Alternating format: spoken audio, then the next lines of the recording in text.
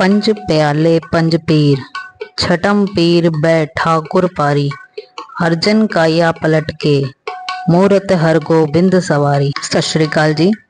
आज हम सिख संप्रदाय के छठे गुरु के बारे में बात करेंगे।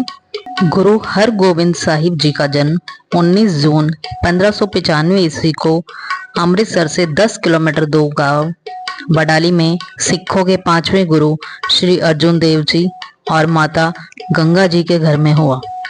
गुरु जी अपने माता पिता की इकलौती संतान थे तथा उनका जन्म अपने माता पिता के विवाह के लंबे समय के बाद बाबा बुड्ढा जी के आशीर्वाद से हुआ।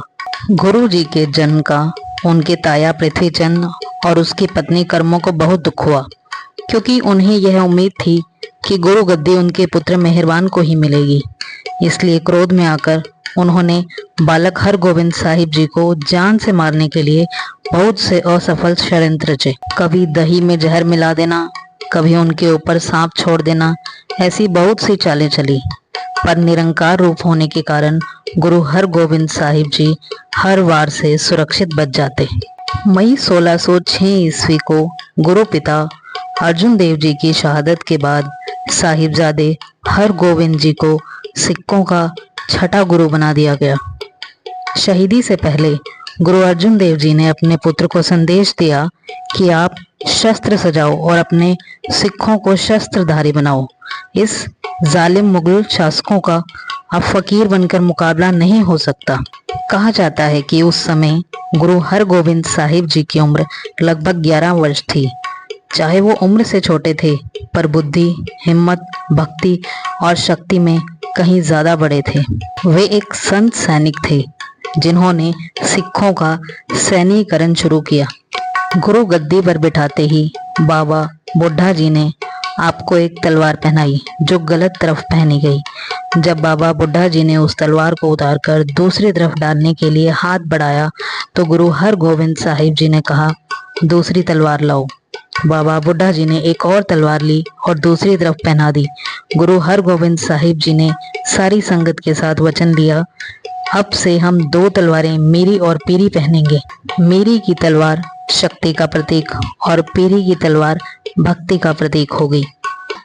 तब से ही गुरु हर गोबिंद साहिब जी को मीरी पीरी का मालिक कहा जाने लगा। चंदू अपनी पुत्री का विवाह गुरु हर गोबिंद साहिब जी से करवाना चाहता था, परंतु रिश्ता ठुकराए जाने के बाद क्रोधित चंदू ने जहांगीर को गुरु जी के खिलाफ कर दिया। जहांगीर खुद भी सिक्खी के प्रचार से नाखुश था। उसने गुरु जी को दिल्ली बुलाकर 40 दिनों तक ग्वालियर के जिले में कैद करवा दिया।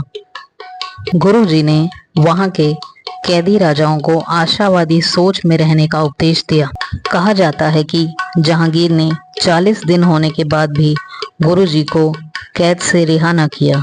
तब से जहांगीर बहुत बीमार रहने लगा। रातों में डर डर कर उठने लगा। बड़े बड़े हकीम भी उसकी बीमारी ठीक न कर पाए।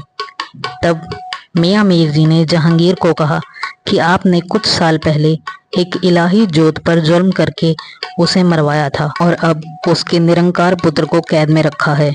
जब तक गुरु हर गोबिंद साहिब जी को रिहा नहीं करेंगे तब तक आप ठीक नहीं हो सकते। अपनी गलती का एहसास होने के बाद उसने गुरु जी को रिहा करने का फरमान जारी कर दिया, परंतु गुरु जी ने रिहा होने से मना कर दिया और अपनी एक शर्त रखी कि सारे कैदियों को रिहा किया जाए। आखिरकार जहांगीर ने शर्त मानते हुए कहा कि जितने राजा आपका चोला पकड़कर कैद से बाहर निकल पाएंगे, केवल उतने ही कैदी रिहा हो सकते हैं। जहांगीर ने सोचा था कि थोड़े से ही राजा बाहर निकल पाएंगे, परंतु गुरु जी ने एक ऐसा चोला तैयार करके पहना जिसमें 52 कलियां थी। एक एक कली पकड़कर 52 राजा रिहा हो गए। तभी से गुरु हर गोबिंद साहिब जी को दाता बंदी छोड़ कहा जाने लगा। गुरु जी मुगलों के साथ युद्ध करने के पक्ष में नहीं थे, इसलिए वे कीरतपुर शहर, जिसे गुरु जी ने खुद बसाया था, अपने परिवार के साथ आकर रहने लगे। आखिरी के 10 वर्ष गुरु जी ने कीरतपुर साहिब में ही बिताए। अपना अंतिम समय आता देख गुरु जी ने अपने पोते गुरु हर राय जी को सिखों का 7वां गुरु बना दिया।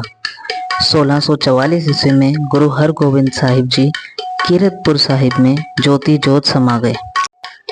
वाहिगुरु जी का खालसा, श्री वाहिगुरु जी की फतेह।